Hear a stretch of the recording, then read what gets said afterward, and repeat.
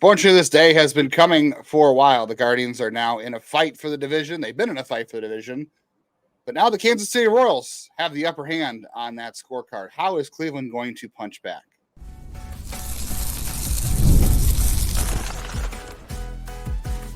You are Locked On Guardians, your daily podcast on the Cleveland Guardians. Part of the Locked On Podcast Network, your team every day. See, offenses have punch, and Cleveland doesn't have any type of offense at all. So not the even answer jabs. is not even jabs. Listen. We got to go through the regular setup, but it's ridiculous that I blame BAPIP, but it's just bad weak contact and over chasing, and we're gonna get into all of that. But first, today's episode is brought to you by Game Time. Download the Game Time app, create an account, use the code LOCKEDONMLB for $20 off your first purchase. Terms apply. Download Game Time today. What time is it? Game time. The Guardians, on today's Locked On Guardians, the Guardians, we're recording this in the 7th inning after the Guardians went down 5-1 after the 6th. Looks like they are on their way to losing their division lead. With the Royals are the tiebreaker after this one. The Guardians, if they win on Thursday, they take it back. So it's not out of reach, but the Guardians, again, this has been coming for some time now. They haven't been able to climb their way out of this. We'll get into that. We'll talk about if perception matters of, hot starts, cold starts, hot finishes, cold finishes. We'll talk about whether that matters, if there's a difference. The Guardians have an opposite of a roster crunch right now. They're managing it like it's not a roster crunch. We'll talk about that, and we'll just talk about this game in general and where the Guardians sit and how they're going to figure this thing out if they do. They're still going to make the playoffs. They'd have to have a disastrous September to miss the playoffs. Right now, they're in danger of falling 10-16 in August. They'd have to be even worse than that, I think, to miss the playoffs in September, but they've got to figure out something. They've got to figure it out quickly. Yeah. I don't know if they're capable of doing it, unfortunately. For those who do not know, the negative voice you're hearing is Jeff Ellis, one of your two co-hosts here, one of the OG hosts on the Locked On MLB network. Before this, I was a lead draft and prospect analyst at Scout 24/7. And before that, I don't have a number today. I was just a blogger at many Cleveland sports blog sites. Wow. Jeff is defeated. He doesn't even care where he ranks among bloggers all time. Jeff, you are still always number one on my list. Number one in my heart, Jeff, always. I'm Justin Latta. I've been covering the Guardians minor league system all the way back since 2007 at places like Guardians Baseball Insider, the News Herald, the Morning Journal currently, and Prospects Live occasionally. I've never covered a number one overall draft pick and got to check that off the list on Tuesday. I got to talk to Travis Bazzano. We might wrap up today's show. I'm not going to show the Travis Bazzano interview on here right now. We'll talk about that in the future. I don't really know what I have planned for that, but it was a good 10-minute interview with him. It was just me and him, and the guy was awesome. We'll get into that in the second half, and maybe eventually, if people are nice, maybe I'll share it on here. We could play it one of these days, but we'll see. Right now, Jeff, the Guardians, they look like they're about to lose their division lead to the Kansas City Royals. We came into the series hoping, saying a split was the best case scenario. And they're not going to split, it doesn't look like, barring an epic comeback. Anthony Gose is on the mound here for the top of the 8th inning. They're down 5-1. It got away from Scott Barlow. And the offense... it doesn't matter what Barlow did because the offense is just straight poo-poo. Yeah. And this is a team that's completely imploded offensively. Yeah, and unfortunately, this is a team, again, they should have been set up for success in this series, in theory. As looks like that's going to be a double off the wall for MJ Melendez, of course. But they were set up for success in this series. Game one of this doubleheader on Tuesday, right? Or Monday. Cole Reagans is a tough customer, but he's a lefty. And this team has got the pieces necessary to hit left-handers. We talked about this. They didn't hit him. And Cole Reagans was not good. He has not been good his last couple of starts. And he left the game due to cramps because of the heat. Who can blame him? But he wasn't good. He didn't pitch like the ace, the Cy Young candidate, Cole Reagans, in that first game. And then he came out of the game early, and the Guardians could not hit the bullpen, which has been a very rough spot for the Royals most of the season, as Anthony Gose throws a wild pitch and lets MJ Melendez down to third. So this is going. Who cares? More, yeah. Throw the game out. And then in game two, they had Alec Marsh on the ropes and it wasn't enough. And he ended up coming back and pitching a good game. And the Royals just went ahead and brought 2 lefties out of the bullpen. I don't know if it was just like, hey, let's see if you can do this. And they didn't. They didn't hit the lefties. And then on Wednesday, they had who started? It was Michael Lorenzen, who has been good for the Royals, who was basically free to a good home. They didn't give up much for him. Again, the Royals trade deadline was like everything was cheap. And I mean, I made fun of DeJong, and I got that one 100% wrong. Yeah, and they gave up nothing for Lucas Erceg, basically, who is the best reliever in baseball right now, it looks like. This is kind of fascinating. I'm just going to interrupt you for a second. We know that most of the year, this was a team that was middle of the pack offensively, correct? In most categories. Remember how they were middle? KC. Cleveland. Yeah. Now at this point in the year, they have the second worst barrel rate in baseball. They have the lowest hard hit rate in baseball. They have the second worst exit velocity in baseball. They have a bottom 7 expected batting average. They have the worst expected slugging average in baseball. They have the second worst expected weighted on base. And they have the worst expected weighted on base. Like, this was a team that was middle of the pack, and they have been so bad in the second half. Teams figured them out and made adjustments, and they either they've made adjustments or the players are incapable of making adjustments. You can pick what is worse, but something is clearly wrong, because you don't go from middle of the pack to below the White Sox in every statistical category by a fluke. You do that because either your players can't adapt or your coaches can't adapt. And what we're seeing here is clearly they're going to make the playoffs, and there's always a chance in the playoffs, because the one year they went deep was the year they had no business going deep.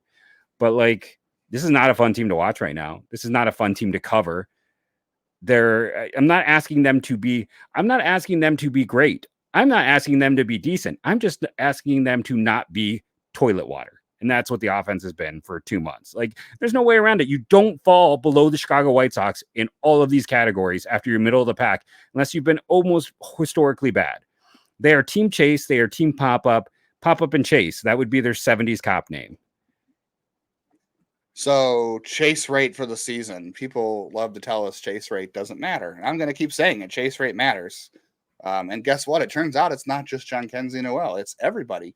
We saw bats on Wednesday or Tuesday from David Fry, from just basically everybody chasing out of the zone. The Royals actually have a similar chase rate to the Guardians, but the only team, there's 2 teams up there that are around them that are worse. It's Miami and Colorado, number 1 and 2. You don't want to be those 2 teams. Houston has the 3rd worst chase rate, but Jeff, if you look up who has the best hard hit rate, it's the Astros. The Astros have one of the best hard hit rates in baseball. So yeah, you can get away with chasing if you hit the ball hard, but the Guardians do not. And the Astros chase, and they have the worst hard hit rate in baseball. So not only is it that they chase, they're chasing and they don't do anything with it. You can chase and maybe do something. I mean, it's hard. Like David Fry's at bat today, where he swung at 2 pitches that great. You make contact. Guess what? You're popping up. Like, it's bad chasing, and before that, Josh Naylor, it's like, we're sitting here thinking about what's happened late in this game, but everyone has caught the chase disease and no one is hitting the ball hard. And I mean, even Stephen Kwan had horrific chases. Like, it's an epidemic. It's like that weird thing that happened to them in spring, but instead of like a stomach bug, it's chase rate. Yeah. I'm sorry. Houston does not have they're 25th in hard hit rates. They are not that good, but what does Houston do well that allows them that to work? I don't even know. Houston, it's hard to say with Houston, because you want to know what? Houston also doesn't walk. I don't know what Houston's doing well. They have a 417 slugging percentage as a team, whereas Cleveland's down to 394. So I don't know. Houston's just full of unicorns. They haven't even had Kyle Tucker all year. No, Kyle Tucker's been hurt most year. They're really good at banging on trash cans. That doesn't make anybody feel better, because the Astros are essentially doing the same thing and they're having success. So I don't know. I guess they have a team full of unicorns, but here's what they're doing. They're also horrendous. They're top 3% in expected batting average, whereas Cleveland is last. They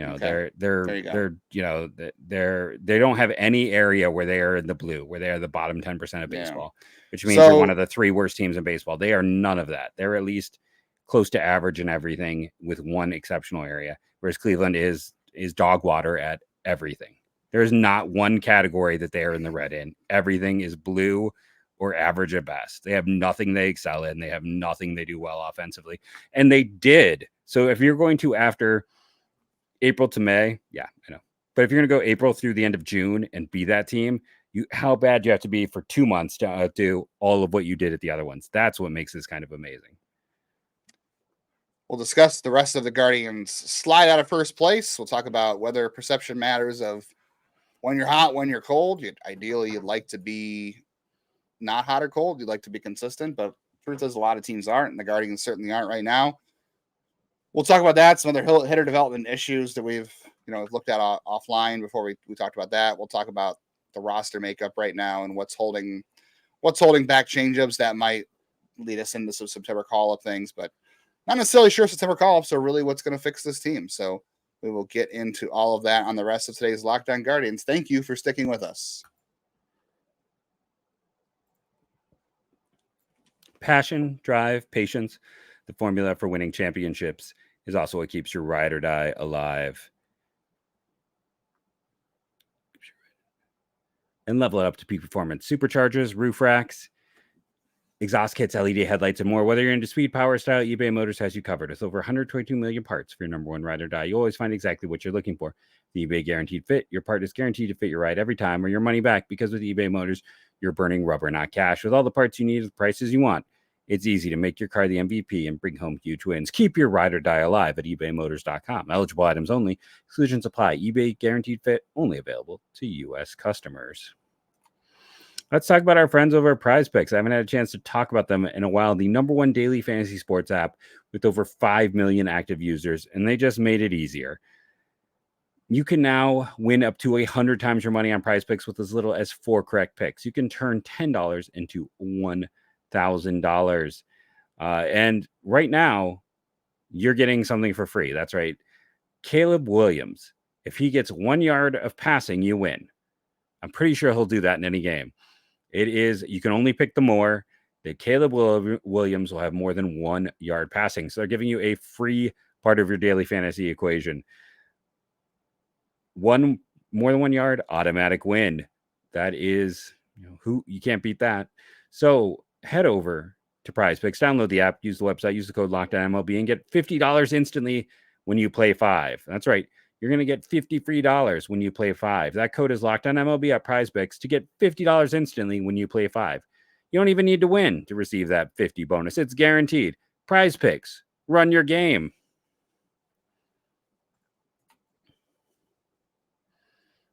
Check out our pal Sully over at Locked On MLB after you're done listening to Locked On Guardians, and thank you for making us your first listen today and every day wherever you get podcasts, including YouTube, and including losing streaks when the team loses their division lead. So I'm sure our pal Sully, if you want more of that, our pal Sully will probably talk about the Royals on Locked On MLB. You can tune in for that if you'd like. There's other things he might talk about too, like why the All-Star game was fun, because Jeff won't talk about that. Someone asked me what your worst baseball take was today on Twitter. I was waiting, and I said that's your worst take because the All-Star break, half of our hitters seem broken since then. So who made that game? So I don't know. Maybe it's not so fun. Shout out to Everydayer Jake Aubrey, had some nice comments yesterday. Appreciate that. Listen, it's hard. We are fans. We try to be objective, but we're fans, so it is hard to do the show when things go awry. So thank you for the kind comment, and thank you to everyone who's joining us every day. Check out Locked On MLB, part of the Locked On Podcast Network, your team every day. And every day right now it's hard for the Guardians. And again, on Tuesday, they had chances because Michael Lorenzen left the game early and with an injury. And the Royals, again, went to their bullpen. Well, the Royals bullpen, which got beat up over the weekend against the Phillies, and the starters got beat up, and they've just had a bad year overall. Lucas Erceg has been really good from them, like we talked about, but we talk about how one hitter can't save a bad lineup, one reliever can't save a whole bullpen, but Erceg has been really good, and the rest of the guys are still fighting their way. It's still not a great bullpen, but it's going to beat the Guardians right now with the way they're hitting. They had the Guardians 2 pop-ups and a strikeout after I made fun of them for being team chase and team pop-up. They literally just fulfilled that prophecy. Yeah, and the Guardians really have themselves to blame for where they're at right now. They like you've been saying, they have to make adjustments. The league has adjusted to them. I mean, Quan started out on fire, and teams have adjusted to the changes he made this season to try to drive the ball to his pull side more, in addition to what he was already good at. And they've taken that away from him, and now he can't even go back to that. And I know everyone's going to say, well, he's trying to hit home runs. I don't think he's trying to hit home runs. I think he's the same hitter he's always been. The problem is teams adjusted to his new approach, and he hasn't adjusted back. I think he is maintaining that same approach that he's had the whole time. It's just they made an adjustment to it, but he has not been able to find his way back to those adjustments. And that's the cat and mouse game of baseball right now. The guardians of the mouse and the cats have caught them. That's who they are. And the mice need to find a way out of the cat's teeth. Yeah. I don't really know. It is interesting. Go ahead. Then I'll say what I was getting at from going through game logs. You go first. It's not on one hitter. And we're going to talk about the David Fry situation because I think there's a lot how they're managing David Fry's situation, which plays a lot into this. And that's really where you can criticize things, I think, the most. It's not on one hitter, right? Like Jose's still been Jose. He's still been good. It's on everybody. Lane Thomas has not hit well. Tyler Freeman has not hit well. Not that he's been counted on for a big role, but everybody's gone through a bad stretch here. And like you said, some of it is BABIP related. Some of it's bad luck. Some of it is just that, when you hit the ball hard, you create more luck because it's harder to defend against hard hit balls. You make the defense make a play. So it's great and all to hit the ball and play and say, well, at least you made the defense make a play. But again, as I said yesterday, if you go back and listen to yesterday's show, I said, just because you put a ball in play 86 miles an hour to the second baseman doesn't mean it's good because chances are that play is being made. You're not exactly putting pressure on the defense when you're hitting an 86 mile an hour ground ball. If you're hitting a 104 mile an hour ground ball at the second baseman, yeah, he might make an error because that's hard to handle. But when it's 86 miles an hour, guys are used to that. So just saying put the ball in play and make the defense make a play, it doesn't matter when it's a routine ground out. You have a very low chance of that actually happening. And that's just who the Guardians have targeted over the last several years between international and draft. Like they've picked a few guys here and there that have had bigger tools. Like this is an off-season discussion for sure, right? Like we've talked about how the Guardians lack big tools in the system, right? 60s and 70s. They've got a lot of 45s and 50s, and that doesn't really make up a impact player, and that's what they're lacking. And I don't know. And it's going to be interesting to see. Like I know a lot of people are going to watch the post-game press conference maybe, or they'll watch some of the comments. And Stephen Vogt's going to keep saying the same thing. I don't know why people get mad. Like he's going to say, look, we're putting in the effort. We're coming to work every day. We're trying to get better. We're trying to figure things out. And we've had some games where we looked like ourselves, and we've had some games that we haven't looked like ourselves, and we're trying to be more consistent. And he's going to say, we know we need to be more consistent. We're working on that. Those press conferences, I watch them. I watch all of them.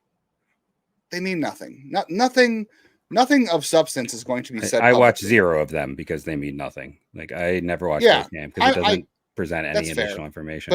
But they mean nothing. So, Stephen Vogt can go out there and say that, he would vote for, a sheep, or that's the wrong term. He would vote for, a dog for president of the United States. But it probably doesn't really mean that. Like he can just say whatever. Because behind closed doors, the message is going to be different. And maybe it won't be that different because, like, they are trying to maintain even keel and they are trying to, not panic because that's not the right way to go about this.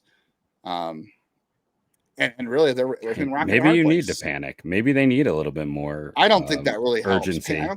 I don't know if it's panic, but like, I mean, maybe there's a degree of urgency. That is the one thing, like, we constantly see in the comments. Like it does. I mean, I don't think anyone's laissez-faire. I think all of these guys are competitors, but maybe they, took the division lead a little too much, for granted. And even when they were struggling, they're like, well, we still got the lead. We're still doing this. We still have, and now it's like, it's all gone. And we're going to see what happens and how they adjust when the rug's pulled out. I don't think it's taking it for granted. I really don't. Like you said, these guys are all competitors. They want to win. They don't want to come to the ballpark and lose. We sit here and we say, like, this is not a fun show to record for us when they play poorly. It's less fun for them to come to the ballpark every day when they're losing. It's less fun to be there. Like I've heard all year, these guys generally like each other, but it's no fun to lose. And you don't get to being an athlete by a professional athlete. Most guys, there are exceptions like, Johnny Manziel, whatever, but most guys don't get there by having the attitude of, well, we're still in first place. So even if I stink today, like, no, all these guys want to get better. They're all competitive. They want to win. People who haven't been around professional athletes, I think, not you, but in general. I know you're talking about me. Yeah, I'm talking right about you. No, but I think people who have not ever interviewed or been around professional athletes up close don't have and that's why we try to say this, because you and I have both interviewed these guys before, certain prospects. You don't like an athlete's mentality is so different. Like, you don't get to this level of professional sports without, like, again, I said, there are some guys who crack through, like Johnny Manziel, who had no motivation, I think, but those types of guys very rarely exist.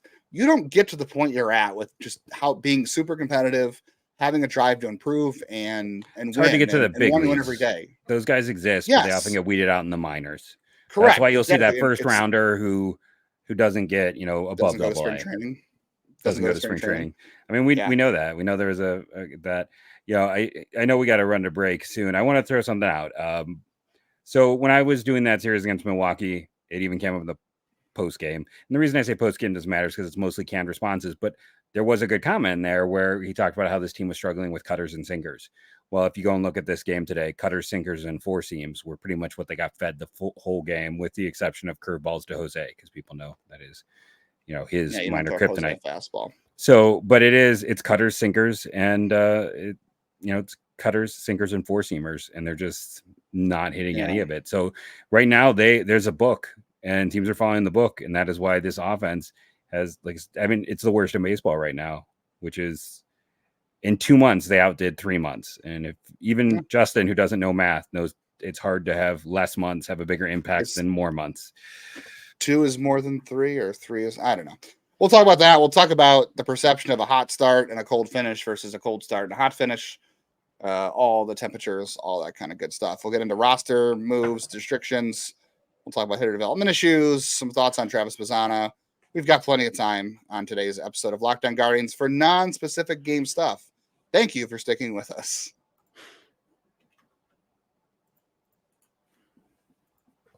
All right, guys, I got my liquid IV right here. I already made it pre-show, but I drank one of these today while I was at the captain's game on Tuesday because it was over 90 degrees in Lake County, and I knew it was going to be a hot one. So I'll confess, sometimes I like to be, I don't want to say lazy. I'm the opposite of lazy at captain's games, because even today on Tuesday at Lake County, it was hot, and I still went down, and I get video from behind home plate, third base side, first base side, depending on who's hitting or pitching, and taking velocities, because the captains still don't have a radar gun on their screen in 2024 for who knows what reason. But I needed a liquid IV to help me get through that one, because I knew it was hot, and I came home and I'm drinking one right now because it was hot. Like, you need to be hydrated. It was hot. If you're going to any sporting events, maybe you're playing in some, you got football heating up right now.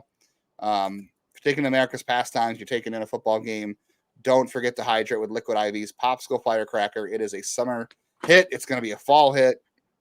It's just a really good flavor, honestly. I enjoy this flavor a lot. I've had the other ones. I've had some lime. I've had lemon lime. I've had the raspberry.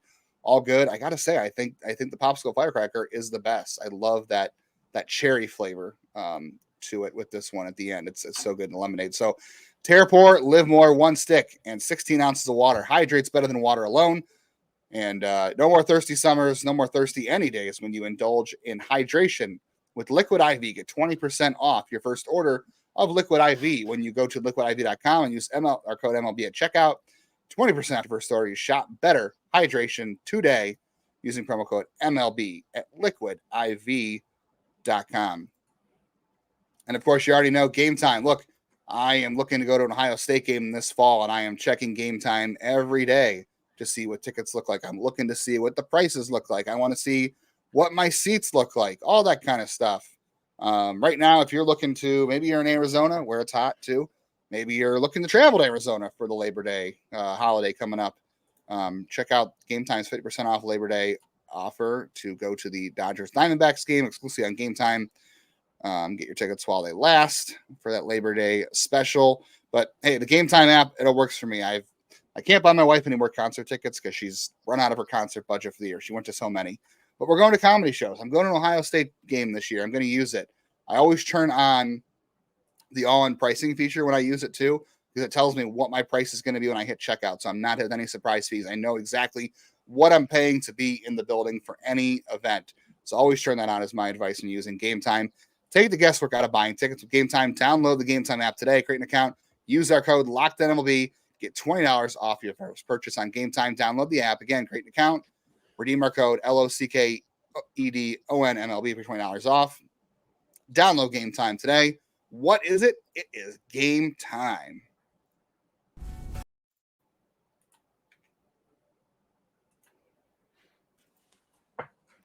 Guardians and Royals wrap this action up on Wednesday. Check out all the action in your SiriusXM app by searching Guardians, if you dare.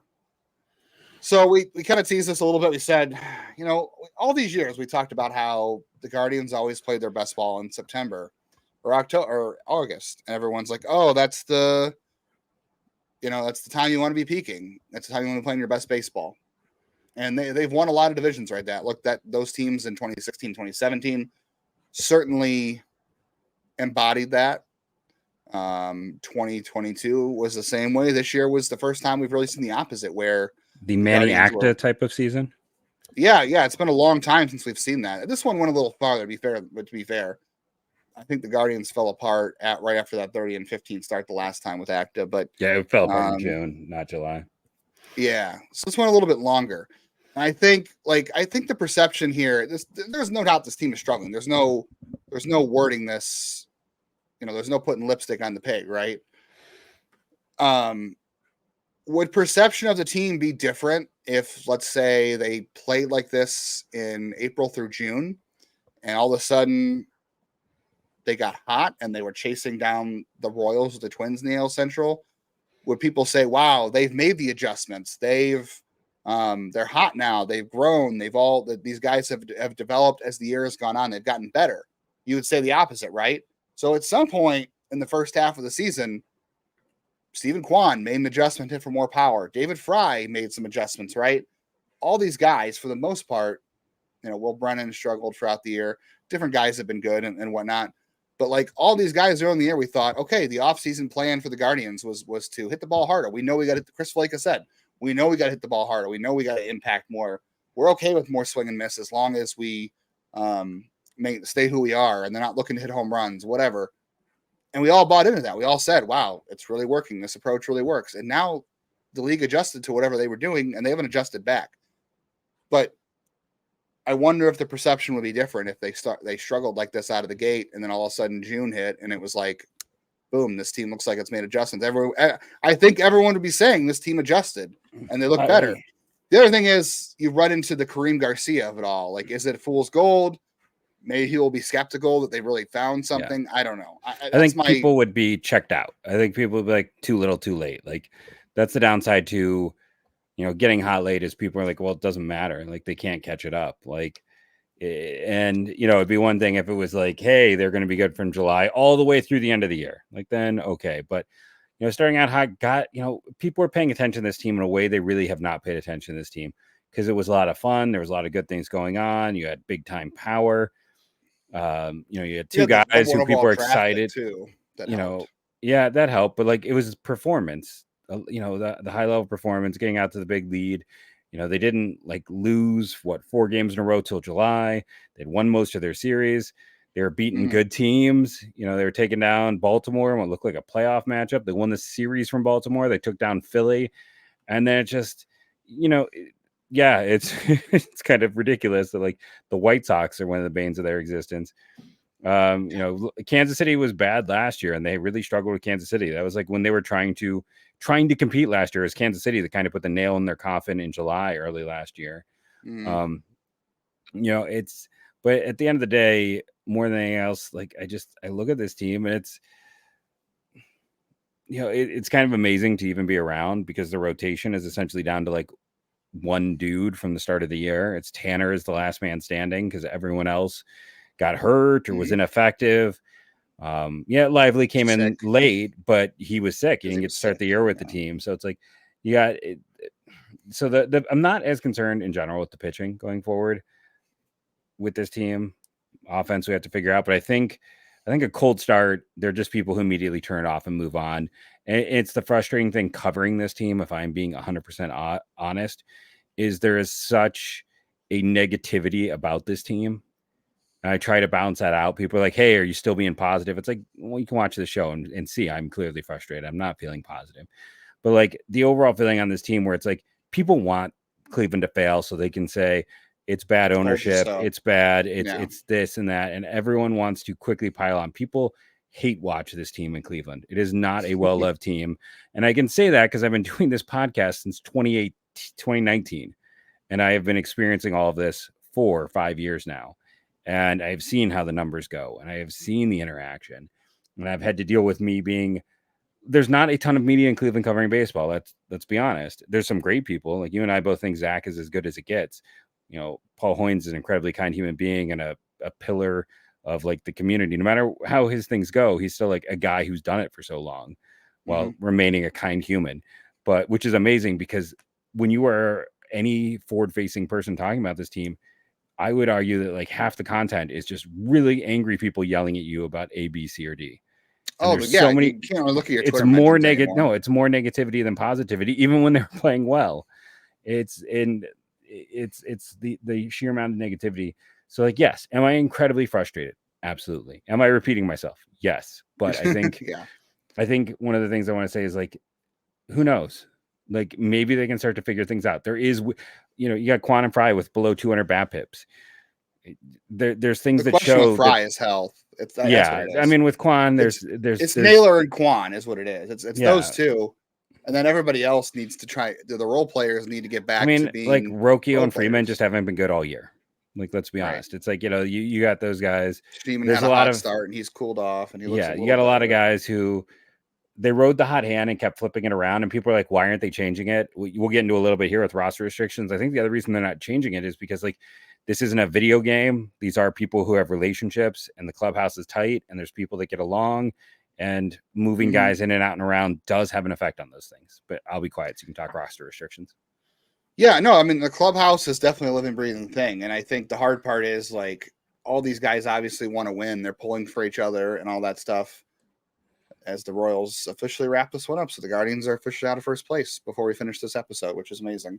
And I think most people, when they know they're struggling, like a team is, changes are possible. I guess you don't know they're coming, but they're possible. The team last year did not play well at the deadline, and I know they were only one game out, but they didn't show any signs of being a team that can compete for a playoff spot. So the front office decided to pull the plug, and the players weren't happy about that. But on the end, the players were the ones that dictated that decision, and it was right. Like there was nowhere for them else to go. Right now, changes seem necessary, but at the same time, like they're limited with what they can do because you're only going to go to rookies. And we said this yesterday. Like bringing up Kyle Manzardo or George Valera is not going to fix this offense. Like I'm not saying that you shouldn't do it for those reasons, right? Like. Obviously, it's not working.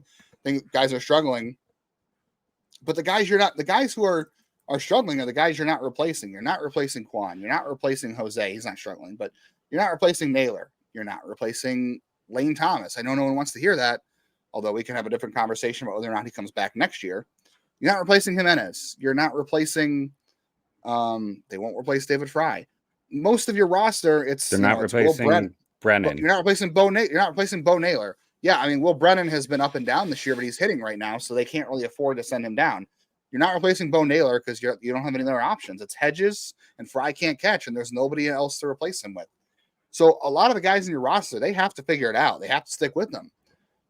Manzardo and Valera are not going to magically solve the Rubik's Cube. They're rookies. I'm not saying that as a reason not to do it. Here's the other thing, too. I'm not putting all this at David Fry's feet because in no way is this all his fault because you don't get to this point of the season where you are the best team in baseball and now you've lost your division lead. But I think how they've handled the David Fry situation is where you can be most critical. And I've said this before. They haven't put him on the injured list. It's telling me, I don't have any confirmation of this, but it tells me that they don't believe an injured list stint for him is going to fix his elbow issue. He had elbow inflammation back on June 23rd, right? It feels like it needs surgery, not 10 days. Yeah. So in up until June 23rd, David Fry was hitting 307, 426, 523, a 168 WRC plus. Now, a BABIP of 348 unsustainable. However, since June 23rd, he has hit 210, 283, 364 with an unsustainably low 243 BABIP. Yet it's the same amount of plate appearances, and it's still occurring. And they let Jose play through when he needed thumb surgery. Injury. Yeah. And Jose was still a league average hitter, which tells you what a crazy guy he is. But David Fry's injury limits him to first base and DH. And you're saying that his a 15-day injured list stint is not going to fix his injury, which is not good. But to me, that's most of the reason you can't make a lot of changes. That's why Kyle Manzardo is not here. You can't play David Fry in the outfield. So Will Brennan DHs against righties. And because you want to pinch hit Fry against a lefty. Well, he can't go to the outfield. If you pinch hit Fry for Naylor at any point in the game, you have to bring in Hedges. So you're stuck with two catchers. Like you're essentially stuck with Fry being a pinch hitter / DH against lefties only. And that really limits your ability to make roster decisions, right? Like you want to play Noel, you got to play Thomas. You're playing Brennan right now. You want to have Fry against lefties. They need cover for center field with Schneemann and the infield, and you need cover for another spot with Freeman. So they have those two guys up, and you can replace Freeman with Arias. I don't know, whatever. But how they're handling David Fry's roster spot, it's not on David Fry. He's hurt. Maybe he is really hurt and he can't do anything. I don't know.